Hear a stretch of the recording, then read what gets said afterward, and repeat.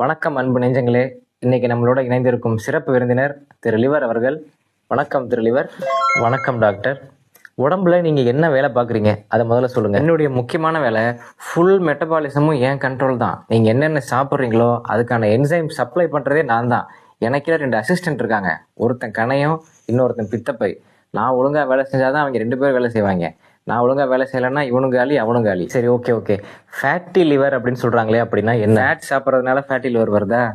Bottled beverages, அதில் போடுற அவ்வளோ சுகர், ப்ராசஸ்ட் ஃபுட்ஸ், மைதா மாவு, இந்த மாதிரி ஜங்க் ஃபுட்ஸ் எல்லாம் சாப்பிட்றதுனால என்னாலே ஒரு அளவு தான் தாங்க முடியும். ஸ்டேஜ் 1னா மேனேஜ் பண்ணிப்பேன். ஸ்டேஜ் 2 ஃபேட்டி லிவர்னா கொஞ்சம் டார்ச்சர் பண்ணிடுவேன். ஸ்டேஜ் 3 ஃபேட்டி லிவர் போச்சுன்னா அப்படியே ஃப்ளாட் ஆகிடுவேன், நீங்கள் காலி. பொதுமக்களுக்கு நீங்க என்ன அறிவுரை சொல்ல விரும்புறீங்க? பொதுமக்களுக்கு அட்வைஸ்னா, டேய் நேரத்துக்கு சாப்பிடுங்கடா, எனக்கு 12 மணி நேரம் ரெஸ்ட் கொடுங்கடா. ரெஸ்ட்டே இல்லாம வேலை செய்யணும். அந்த ஒருத்தன் ஓடிட்டு இருக்கான் பார், அவன் தான் 24 மணி நேரமும் ஓடுவான். நான்லாம் அப்படி கிடையாது. நைட்டு 1 மணிக்கு நீ பிரியாணி சாப்பிட்டீங்கன்னா அடுத்த நாள் செரிக்கிறதுக்கான என்சைமை நான் கொடுக்க மாட்டேன். வயிற்று வலி வந்து அப்புறம் இவன்ட்டு தான் போய் நீ காசு செலவு பண்ணணும் பாத்துக்க. சரி, ஏன் இவ்வளவு கோவப்படுறீங்க? ஒருமையில பேசுறீங்க, கொஞ்சம் மரியாதையா பேசுறீங்க. மரியாதையா? அவங்க யாருமே எனக்கு மரியாதை கொடுக்கறது கிடையாது. அவங்க என்ன மரியாதை நடத்தினா நான் அவங்களுக்கு மரியாதை கொடுக்க போறேன். Give respect, take respect. நன்றி லிவர் அவர்களே.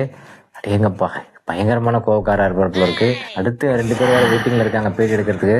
அவங்க இன்னும் கடுமையான கோவக்காரங்களா இருக்காங்க. அவங்க எப்படி சமாளிக்க போறோம்னு தெரியல.